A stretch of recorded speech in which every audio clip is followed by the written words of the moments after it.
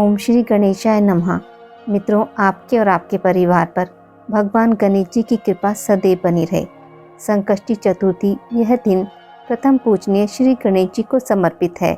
इस तिथि पर गणपति जी की पूजा की जाती है और चंद्र दर्शन करके चंद्रमा को अर्घ्य देने के पश्चात व्रत पूर्ण होता है।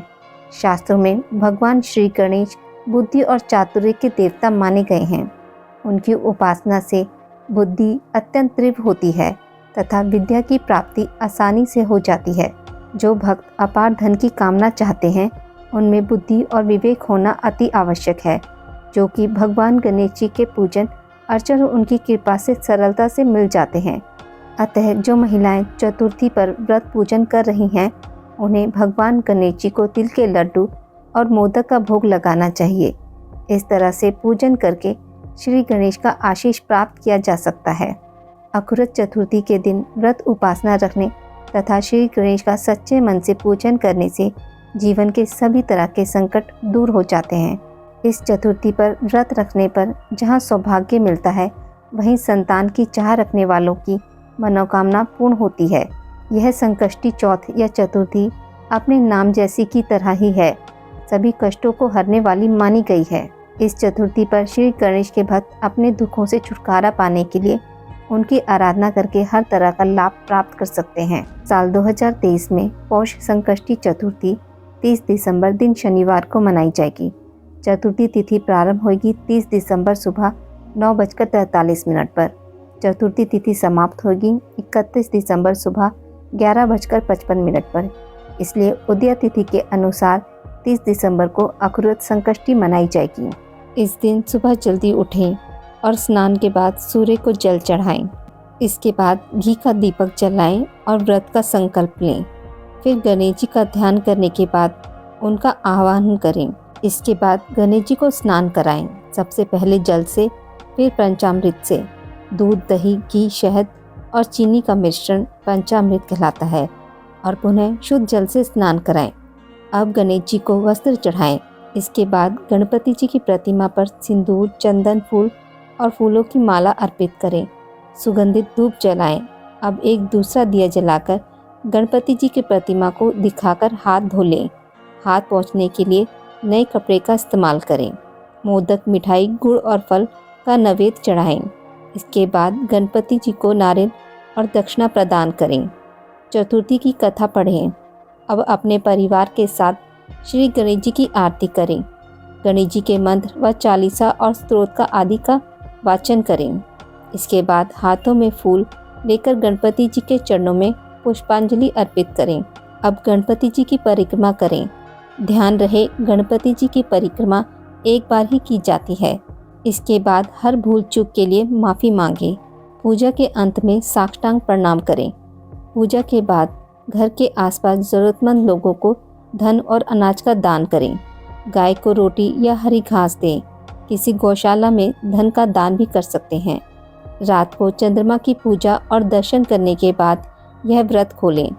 शाम को चंद्रमा निकलने से पहले गणपति जी की एक बार पुनः पूजा करें और संकष्टी व्रत कथा का पाठ करें। अब व्रत का पारण करें। पौष मास की कथा। पौष मास में संकष्टी चतुर्थी का व्रत कर रहे भक्तों को दोनों हाथों में पुष्प लेकर श्री गणेश जी का ध्यान तथा पूजन करने के पश्चात पौष गणेश चतुर्थी की यह व्रत कथा अवश्य पढ़नी अथवा सुननी चाहिए। इस व्रत की कथा के अनुसार एक समय रावण ने स्वर्ग के सभी देवताओं को जीत लिया। वह संध्या करते हुए बाली को पीछे से जाकर पकड़ लिया। वानर राज बाली रावण को अपनी बगल में दबाकर किष्किंधा नगरी ले आए और अपने पुत्र अंगद को खेलने के लिए खिलौना दे दिया। अंगद रावण को खिलौना समझकर रस्सी से बांधकर इधर उधर घुमाते थे। इससे रावण को बहुत कष्ट और दुख होता था। एक दिन रावण ने दुखी मन से अपने पितामह पुलस्त्य जी को याद किया। रावण की यह दशा देखकर पुलस्त्य जी ने विचारा कि रावण की यह दशा क्यों हुई। उन्होंने मन ही मन में सोचा, अभिमान हो जाने पर देव, मनुष्य व असुर सभी की यही गति होती है। पुलस्त्य ऋषि ने रावण से पूछा कि तुमने मुझे क्यों याद किया है। रावण बोला, पितामह, मैं बहुत दुखी हूँ। ये नगरवासी मुझे धिक्कारते हैं और अब आप ही मेरी रक्षा करें। रावण की बात सुनकर कुलसत्य जी बोले, रावण तुम डरो नहीं, तुम इस बंधन से जल्दी ही मुक्त हो जाओगे। तुम विघ्न विनाशक श्री गणेश जी का व्रत करो। पूर्व काल में वृत्तासुर की हत्या से छुटकारा पाने के लिए इंद्रदेव ने इस व्रत को किया था, इसलिए तुम भी इस व्रत को करो। तब पिता की आज्ञा अनुसार रावण ने भक्तिपूर्वक इस व्रत को किया और बंधन रहित हो अपने राज्य को पुनः प्राप्त किया। मान्यता अनुसार जो भी पौष मास की चतुर्थी पर इस व्रत को श्रद्धापूर्वक करता है, उसे सफलता अवश्य ही प्राप्त होती है। विनायक जी की कथा। एक बार गणेश जी ने पृथ्वी के मनुष्यों की परीक्षा लेने का विचार किया। वे अपना रूप बदलकर पृथ्वी पर भ्रमण करने लगे। उन्होंने एक बालक का रूप बना लिया।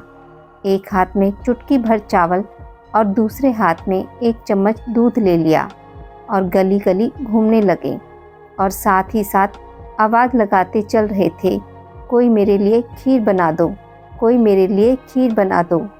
कोई भी उन पर ध्यान नहीं दे रहा था, बल्कि लोग उन पर हंस रहे थे।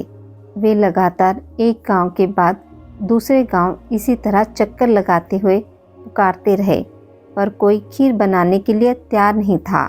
सुबह से शाम हो गई। गणेश जी लगातार घूमते रहे। एक बुढ़िया थी, शाम के वक्त अपनी झोपड़ी के बाहर बैठी थी। तभी गणेश जी वहाँ से पुकारते हुए निकले कि कोई मेरी खीर बना दो। बुढ़िया बहुत कोमल हृदय वाली स्त्री थी। उसने कहा, बेटा मैं तेरी खीर बना देती हूँ। गणेश जी ने कहा, माई अपने घर में से दूध और चावल लेने के लिए बर्तन ले आओ। बुढ़िया एक कटोरी लेकर झोपड़ी से बाहर आई तो गणेश जी ने कहा, अपने घर का सबसे बड़ा बर्तन लेकर आओ।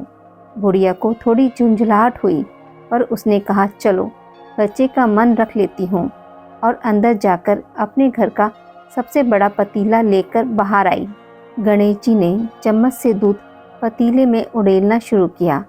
तब बुढ़िया के आश्चर्य की सीमा नहीं रही जब उसने देखा दूध से पतीला भर गया है। एक के बाद वह एक बर्तन झोपड़ी से बाहर लाती गई और उसमें गणेश जी दूध भरते चले गए। इस तरह से घर के सारे बर्तन दूध से लबालब भर गए। गणेश जी ने बुढ़िया से कहा, मैं स्नान करके आता हूँ, तब तक तुम खीर बना लो, मैं वापस आकर खाऊंगा। बुढ़िया ने पूछा, मैं इतनी सारी खीर का क्या करूँगी? इस पर गणपति जी बोले, सारे गांव को दावत दे दो। बुढ़िया ने बड़े प्यार से मन लगाकर खीर बनाई। खीर की भीनी भीनी मीठी मीठी खुशबू चारों दिशाओं में फैल गई। खीर बनने के बाद वह हर घर में जाकर खीर खाने का न्योता देने लगी। लोग उस पर हंस रहे थे। बुढ़िया के घर में खाने को दाना नहीं है और यह सारे गांव को खीर खाने की दावत दे रही है। लोगों को कुतूहल हुआ। खीर की खुशबू से लोग खींचे चले आए। लोग सारा गांव बुढ़िया के घर में इकट्ठा हो गया। जब बुढ़िया की बहू को दावत की बात मालूम हुई, तब वह भी सबसे पहले वहां पहुंच गई। उसने खीर से भरे पतीले को जब देखा तो उसके मुंह में पानी आ गया। उसे बड़ी जोर से भूख लगी थी। उसने एक कटोरी खीर निकाली और दरवाजे के पीछे बैठकर खाने की तैयारी करने लगी। इसी बीच एक छींटा गिर गया और गणपति जी को भोग लग गया और वो बहुत प्रसन्न हो गए। अब पूरे गांव को खाने की दावत देकर बुढ़िया अपने घर आई तो उसने देखा कि बालक वापस आ गया था। बुढ़िया ने कहा, बेटा खीर तैयार है, भोग लगा लो। गणपति जी बोले, माँ भोग तो लग चुका है, मेरा पेट पूरी तरह से भर गया है, मैं तृप्त हूँ। अब तू खा, अपने परिवार और गांव वालों को खिला। मेरा पेट तो पूरी तरह से भर गया है, मैं तृप्त हूँ।